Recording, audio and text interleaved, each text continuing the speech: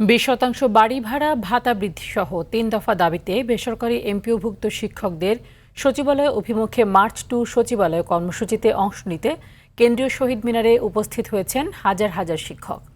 কিছুক্ষণের মধ্যে সচিবালয়ের উদ্দেশ্যে রওনা হবেন তারা। শিক্ষকরা জানিয়েছেন, দাবি মেনে না নেওয়া পর্যন্ত আন্দোলন অব্যাহত থাকবে। শিক্ষকদের ওপর আর কোনো হামলা হলে আরও কঠোর কর্মসূচির ঘোষণা করা হবে বলেও জানিয়েছেন তারা। এর আগে রবিবার প্রেস ক্লাবের সামনে আন্দোলনরত শিক্ষকদের উপর হামলা চালায় পুলিশ। এরপর থেকে কেন্দ্রীয় শহীদ মিনারে অবস্থান কর্মসূচি ও কর্মবিরতি পালন করছেন আন্দোলনকারী শিক্ষকরা। শিক্ষার্থী সমস্ত বেসরকারি শিক্ষা প্রতিষ্ঠান থেকে লেখাপড়া করে এবং জাতির সেবায় নিয়োজিত, অথচ এরা এমনভাবে নিগৃহীত রয়েছে দীর্ঘদিন ধরে। আমরা আজকে ন্যূনতম দাবি নিয়ে আসছি। একটা শিক্ষকের বেতন শুরু হয় 12,500 টাকা দিয়ে, 1,500 টাকা ঘর ভাড়া কোনোভাবেই সম্ভব না।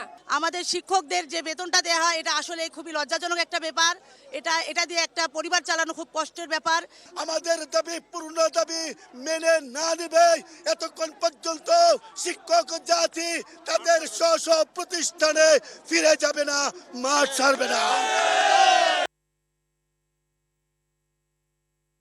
এই মুহূর্তে কেন্দ্রীয় শহীদ মিনারে রয়েছেন সহকর্মী আব্দুর রহিম, সরাসরি যুক্ত হচ্ছেন তিনি। রহিম, 3 দিন ধরে শিক্ষকদের যে অবস্থান কর্মসূচি এবং কর্মবিরতি সেটি আমরা জানি, কিন্তু এরপরও সরকার এখন পর্যন্ত সরকারের পক্ষ থেকে কোনো দাবি মেনে নেওয়ার আশ্বাস দেওয়া হয়নি। এই বিষয়ে সরকারের পক্ষ থেকে কিছু বলা হয়েছে কিনা এবং লং মার্চ সম্পর্কে শিক্ষকরা কি বলছেন?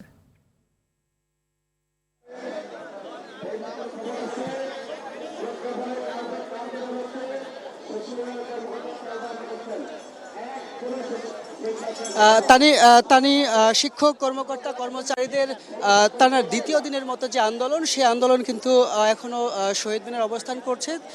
তাদের দুপুর 12টায় লং মার্চ টু সচিবালয় হওয়ার কথা ছিল, সেটি প্রশাসনের পক্ষ থেকে আলোচনার মাধ্যমে বলা হয়েছে যে তাদের শিক্ষা দপ্তর এবং অর্থ মন্ত্রণালয় কিন্তু আলোচনা সাপেক্ষে তাদেরকে জানানোর কথা রয়েছে এবং প্রশাসনের পক্ষ থেকে বলা হয়েছিল যে আগামীকালকের মধ্যে তাদেরকে জানানো হবে তাদের দাবিটি মেনে নেওয়া হবে কিনা। সেটি এর পরিপ্রেক্ষিতে তারা 2 ঘন্টা সময় দেয় এবং বিকেল 4টা পর্যন্ত সময় দেন।